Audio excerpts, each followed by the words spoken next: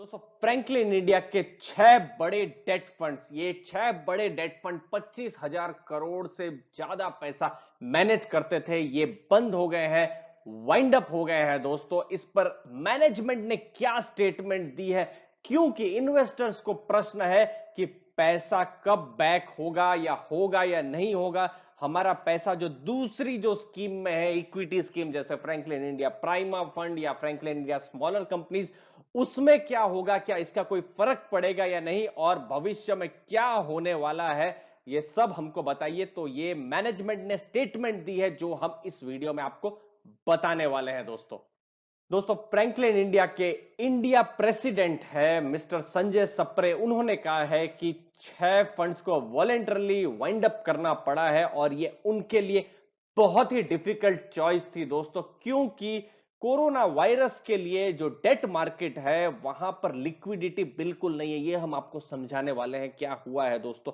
अब हुआ क्या है कि बहुत ज्यादा रिडेम्पशन प्रेशर था। अब जब रिडेम्पशन प्रेशर था दोस्तों, क्योंकि कोरोना वायरस को लेकर लोगों को पैसे चाहिए, फ्रैंकलिन के भी फंड्स ने कुछ परफॉर्म नहीं किया है, साइड पॉकेटिंग भी इससे पहले हुई है, तो इन्वेस्टर्स के अपने अपने रीजंस रहे होंगे जिसकी वजह से बहुत ज्यादा रिडेम्पशन का प्रेशर आ रहा था। अब हुआ क्या दोस्तों बताते हैं। तो सप्रे जी का कहना है कि इनफ्लोज भी कम हो गए थे दोस्तों, बाहर से रिडेम्पशन का प्रेशर है और जो नया पैसा है वो भी नहीं आ रहा है, क्योंकि इन्वेस्टर भी अब बहुत कंजर्वेटिव है, वो भी अपना पैसा रखना चाहते हैं दोस्तों। आज की तारीख में इन्वेस्टर भी रिस्क नहीं लेना चाहते हैं, लेकिन रिडेम्पशन तो बहुत हो रहे थे। अब जरा हम आपको समझाने की कोशिश करते हैं कि ऐसी स्थिति में फंड को रिडेम्पशन के लिए सामने भी इन्वेस्टर को भी पैसा देना है, तो फंड क्या करेगा, जो उसके एग्जिस्टिंग पेपर्स है उसको बेचने की कोशिश करेगा। लेकिन मार्केट पूरी लिक्विड है, वो पेपर्स भी बिक नहीं रहे हैं दोस्तों, कोई रिस्क लेने के लिए तैयार नहीं है।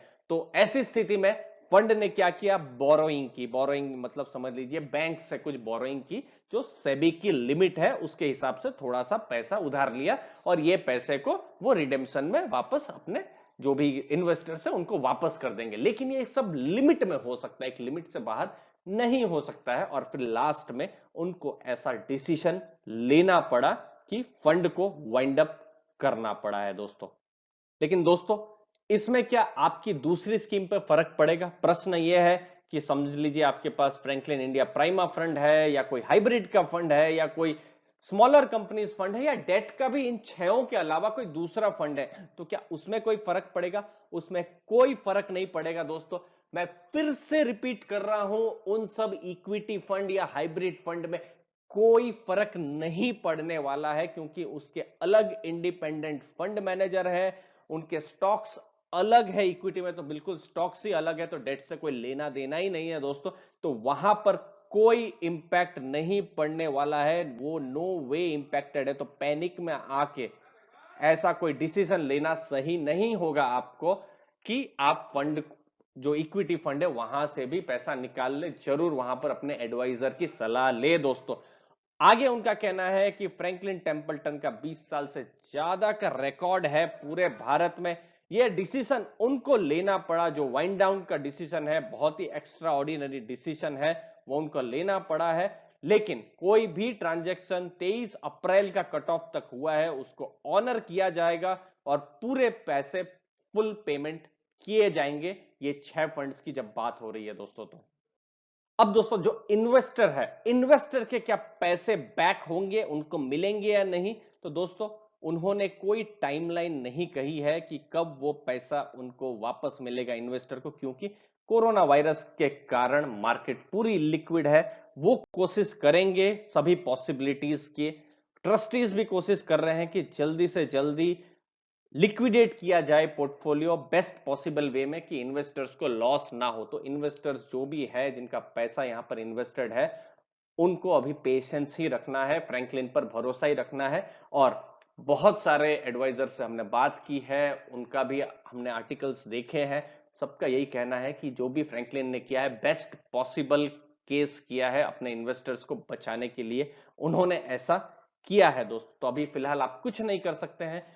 भविष्य में जब मार्केट और अच्छी होगी तो सेल किए जाएंगे वो पेपर्स, मार्केट अच्छी होगी तो प्री पेमेंट के लिए कोशिश करेगी दोस्तों। तो बस आपको अच्छी मार्केट का इंतजार करना है और पेमेंट और प्रे करना है इनफैक्ट कि जल्दी से जल्दी ये सब ठीक हो, कोरोना वायरस के लिए लॉकडाउन जल्दी हटे, ये बीमारी जल्दी से जल्दी खत्म हो और बिजनेस और पटरी में सब कोई जल्दी जल्दी आए दोस्तों।